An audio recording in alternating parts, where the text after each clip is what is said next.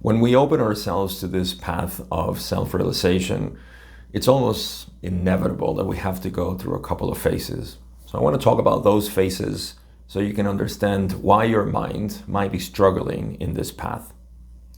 The first thing is that we become aware of something that is beyond what we understand usually as reality. And I'm taking a step to the initial stages of how we become interested in these topics and in these practices. And I want to finalize, of course, with that which is the ultimate practice, which we call meditation. But first, let's honor the mind and understand what's happening to the mind in this whole journey. To begin, we have to recognize that we have a very strong identity with being a body and a mind. That's it. It's the only thing that produces this journey. A strong identification with a body and mind. That's what we call the separate self. I feel I am this limited being. I am this thing that is going to end, that was born, and it's going to die. So I feel this way all my life. But suddenly there is a realization that it is not really this limited being what I am, it's something different, right? That is the aperture, we could say, to this journey. Now, the phases that I say almost inevitably, almost every one of us have to go through is, how do I understand this? How do I integrate this? And this opens up the door into everywhere. This everywhere being, well, let me first study, let me practice, let me journey into these modalities of what people call spirituality.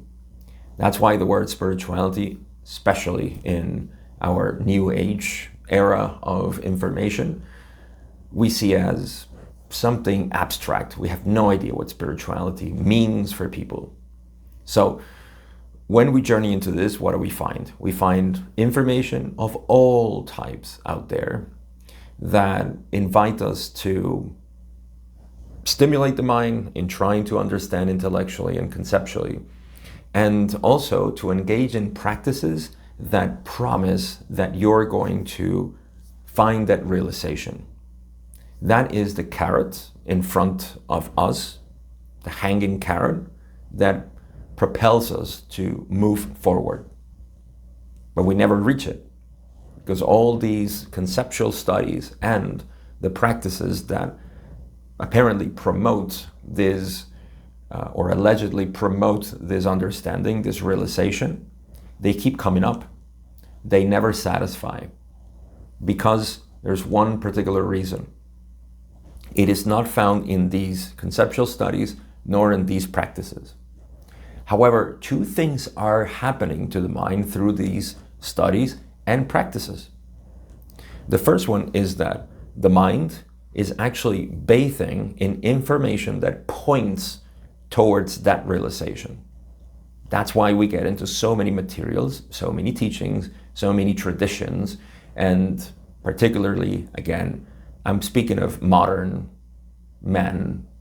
You probably watching this video are a modern person, meaning that you didn't grow up in a culture and in a religion tradition that brought you to the mystic part and then brought you to realization, which is the intention of all these religious structures, we could say. Not all of them, we know, but that is the idea, at least, behind it, that you can eventually move on with your interest and your will and your desire and your faith towards the higher teachings.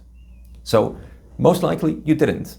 Just like me, you were exposed simply to the broad teaching of the internet, videos, seminars, courses, etc. Books, documentaries, we've all been through them. So that is stimulating the mind to tell it that's the direction that we want to go, right? But if we just keep looking at directions and signs, we never get anywhere. We're just looking at signs. Now, the other part is the experiences, right? We have a lot of experiences and we want to stimulate these experiences. I'm not saying us here. I'm saying we as initial seekers, we want to stimulate these experiences. Not everybody decides to go this route, or they dabble a little bit because it can be very intense. Now, sometimes these experiences happen without even seeking them. That's only because we're stimulating direction of the mind towards these experiences. What am I talking about when I say these experiences? I'm talking about what we generally call mystical experiences. Now, mystical experiences don't give you direction, actually give you a taste of what this realization actually is.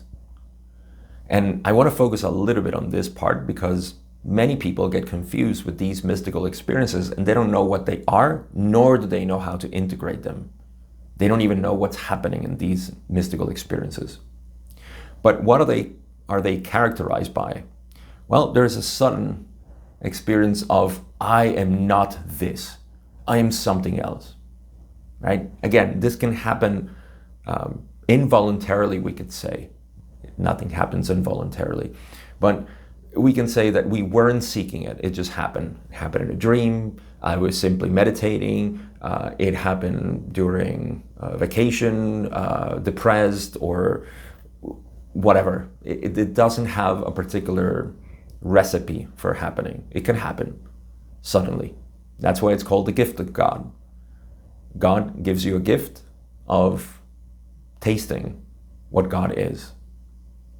So then there is the voluntary, we could say, seeking of these experiences, which is doing things like psychedelics, breathing exercises, bandhas, yoga, etc. These practices are meant to promote and provoke these experiences. For the vast majority of people, they don't work. Eventually, they might produce something. For some people, they continue to do it so often that they stop working, and so on. Because the problem is not that we're trying to taste, is that here's what's happening under the rug, or under the hood, we could say. What's happening is that as we seek these experiences, our sense of separation is like suddenly blown off, right? So we are producing moments in the body-mind structure that blow off this strong identification. Remember when I said at the beginning of the video that the only thing that causes this journey is a strong identity with a separate self? Well, that strong identity suddenly in these experiences are blown off. There is no identification with the self. In some cases, even throughout the experience, it flashes back, right? And we can see this in so many tales of mystical experiences, how it flashes back and it creates this contraction in the experience, right? So what we're dealing with is just very intense moments of realization that shock the mind, that give them a taste of what truly is to be yourself. But just like intellectual and conceptual directions only point at it, the same thing is happening with these mystical experiences, because they are producing a sort of taste. Here it is, but it's a taste. It's not the full meal. We're not enjoying the meal. It's inviting us again. We think that we can taste, and eventually eat. That is not eating. You're tasting different angles of food, and it's probably not very nutritious. And it definitely isn't nutritious for your whole being. The reason why I say this is because these seeking of constant mystical experiences and the next psychedelic trip and the next breathing exercise and the next technique to promote Kundalini awakening and the moving of the energy, and all these things are shocking the mind. Boom, boom, boom, shocking the mind. And it's giving them these jolts of electricity, of energy, of sudden realizations, very impactful. That takes a toll in our coherence, in the way we express our being, the way we act as ourselves, and our identity also. Because remember when I said that these flashes of the separate self, they come in to the experiences? Exactly. These flashes are taking in, and remember what's flashing is the separate self, the ego. So it's collecting new information to disguise itself, create a new image of the spiritual seeker, right? You ever heard about spiritual ego? That's how it's sometimes promoted, because we haven't had the practice to integrate gently this understanding.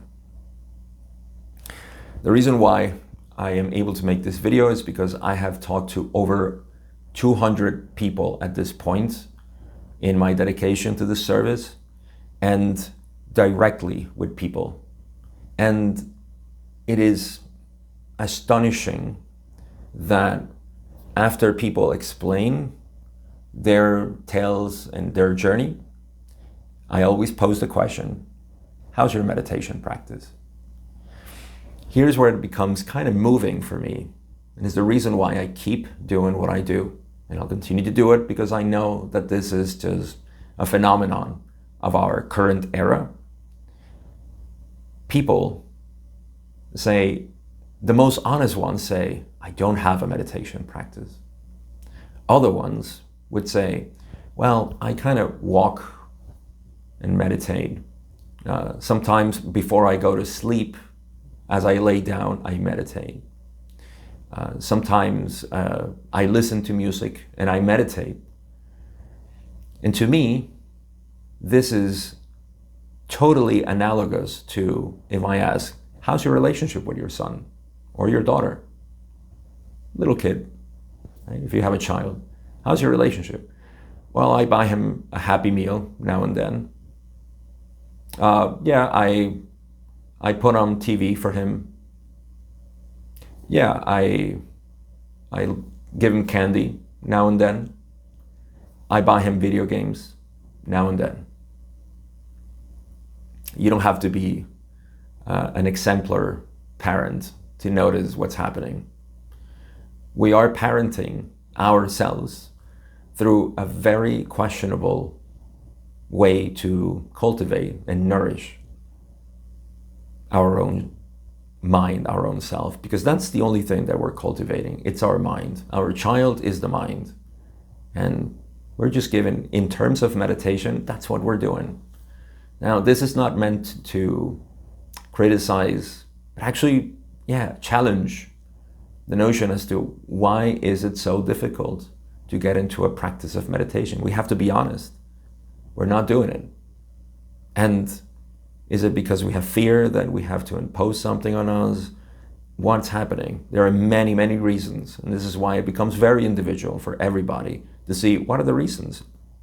Mostly, there are two excuses. I don't have time. That's an excuse. And the other one, which is disguised, but is more close to the truth, is I don't know. I don't know how to meditate. But these become very individual. The idea that we don't have time comes with some misconceptions about meditation, and the idea that I don't know how to meditate obviously come from misconceptions about meditation. But the truth is that there is no other way to integrate all these concepts that I talked about at the beginning that point in the direction of realization, and there is no way more experiences, mystical experiences, and just simply seeking intense experiences are going to make you integrate. To the contrary, they're going to confuse more and feed more the flashing ego that is very keen and intelligent as to how to acquire more experience to disguise itself as a different image, which we call a spiritual ego. That's why we live dissatisfied, even if we are on this journey that is meant to be one of peace, one of joy, one of love. And as a population, we're kind of missing on that. Again, the key point is that 99% of the people that obviously come to me, and we talk about these things on a very extended level, they admit, I don't have a practice. Otherwise, they wouldn't be there. They wouldn't be there with me if they had a practice that they love doing, if they do is something that is not working or that they actually hate doing, but they do it because they think it's good for them or it's going to give you something in the future. That's not how it's meant to be. So the whole purpose of this video is to make you aware that there is a gentle integration of this understanding, whether that be conceptual, that we're understanding it, or through different experiences, mystical experiences. There is a way to integrate this, and call it what you will. We can call it meditation, but it's the gradual integration of realizing who you are in the moment and allowing that to do the work. You stop being the worker.